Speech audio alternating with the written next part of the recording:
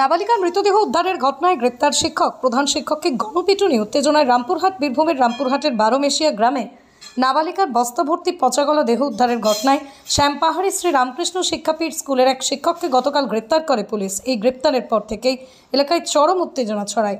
আজ সকালে স্কুল খুলতেই পরিস্থিতি হাতের বাইরে চলে যায়। স্কুলে আসেন শিক্ষক শিক্ষিকারা, আর তখনই ক্ষুব্ধ জনতা প্রধান শিক্ষককে ঘিরে ধরে বেধড়ক মারধর করে পুলিশের সামনে। শেষ পর্যন্ত কোনো রকমে তাকে উদ্ধার করে নিয়ে যায় পুলিশ। এই ঘটনার পরই স্কুল চত্বরে চরম উত্তেজনা ছড়িয়ে পড়ে। গ্রামবাসীরা বাঁশ লাঠি নিয়ে বিক্ষোভে ফেটে পড়েন। শ্যামপাহাড়ি শ্রী রামকৃষ্ণ শিক্ষাপীঠ স্কুলের সামনে তাঁরা অবস্থান বিক্ষোভ শুরু করেন। এর জেরেই রামপুরহাট থেকে ঝাড়খণ্ড বিহার যাওয়ার প্রধান রাস্তা অবরুদ্ধ হয়ে পড়ে। এলাকায় ব্যাপক পুলিশ মোতায়েন করা হয়েছে।